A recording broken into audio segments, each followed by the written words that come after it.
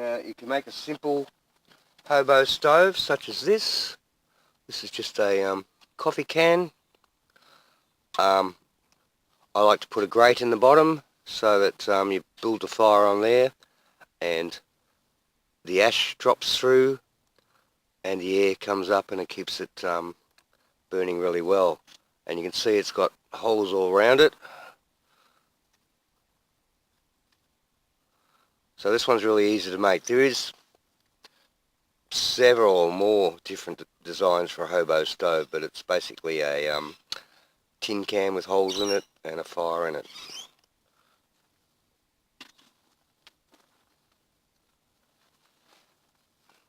So this is another one I made. This is from a stainless steel cutlery holder, which IKEA makes them. I don't know what brand this is. This one's a different brand. Same size though. But what I like about this one, it's got a little door. So you can either close the door up, just feed it from the top, or put your wood in from the bottom there. Also with the tent pegs, you can move the grate up to a higher point where you can put heat beads or solid fuel stoves, solid fuel tablets I mean. Okay, now on the internet there's so many different things you can buy, and this is another hobo stove, only it's built flat and you can fold it up and put it together. So we'll just take it out and put it together.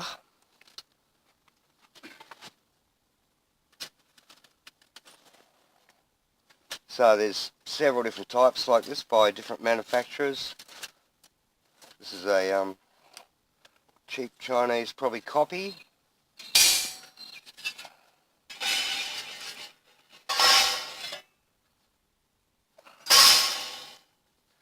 Okay, so you got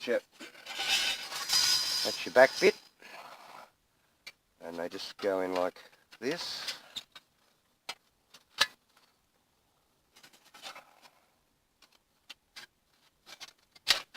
Oh, one thing you got to watch. Hard again. I don't know if you can see it, but the metal's bent, so they've all bent in a certain way. And if you put it with the bend to the outside, this bottom bit probably won't stay in there properly, so I probably can't see it. I'll show it to you when it's put together, but okay, we've got the bend that way, the bend in that way.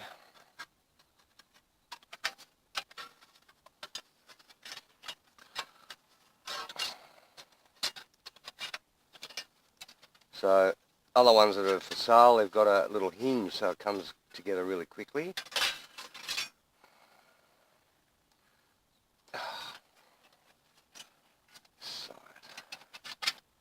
So I mean, this is a little bit harder to do.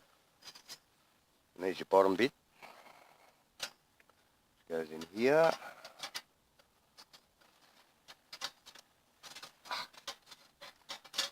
So sort of need a flat surface to do this on, and I really wouldn't want to be doing it in the freezing cold.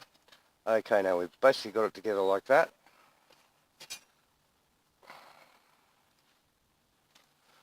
And put the front on.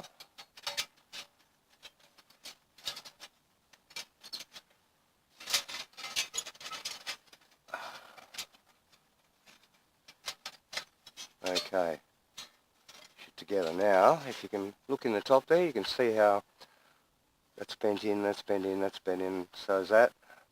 If you put them the other way, this bottom bit is going to drop out. Okay, so it's exactly the same as a hobo stove basically. It's got a little fire grate. I've made a couple of modifications up the top.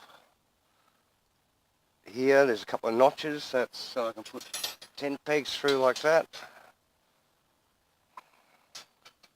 And then you put your billy on.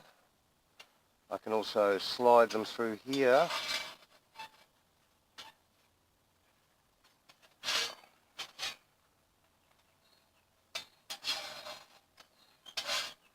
And you can put another grate there and maybe put solid fuel tablets or heat beads. And I also put a row of holes all around the bottom there, and it makes it burn a lot better, I reckon. So I'll put it over here and we'll start her up.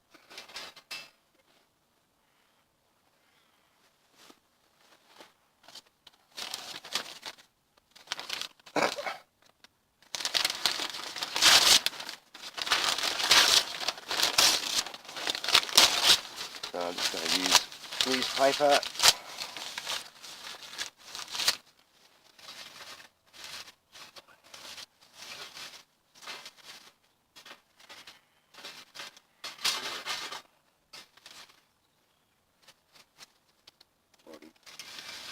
A whole lot of twigs.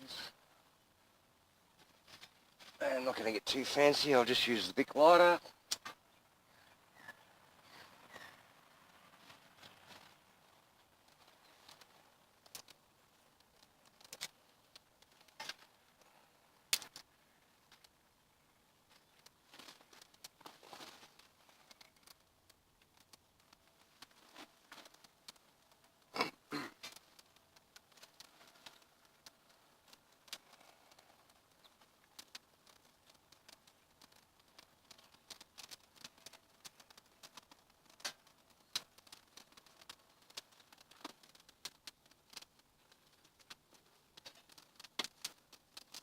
So it probably takes a little bit of practice to get a nice fire going in a tin can. You can use your cotton wool balls with Vaseline, but you know, you need to prepare your wood.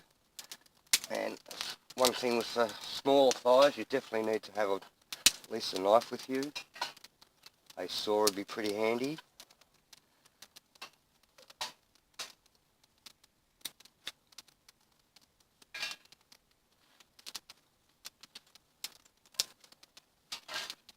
So what I like about this design of the Hobo stove is that once it gets going,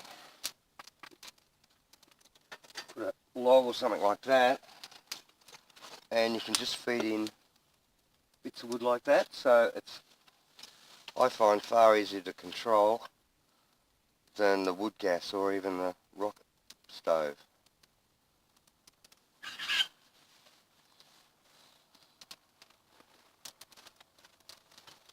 So that doesn't take long to get going.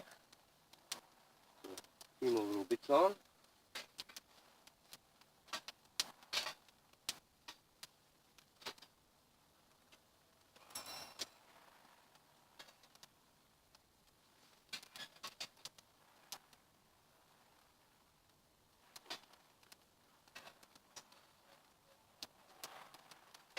I'll put the billy on.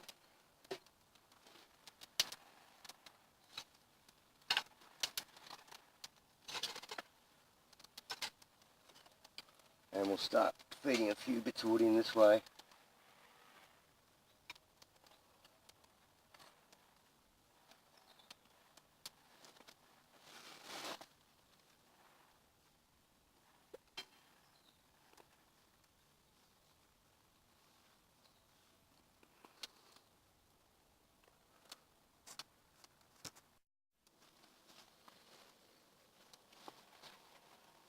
So, I forgot to check the time, but it's been roughly 10 minutes.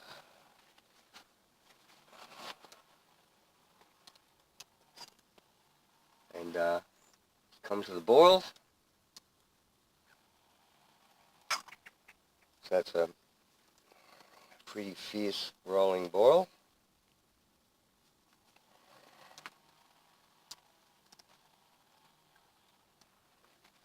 So I've just been feeding the sticks in from the bottom. You can put them in that way as well. I wanted to boil that even quicker. So now it's getting a good bed of coals, you can just feed the sticks in slowly, and you could cook, really simmer something really slowly without the fire going out.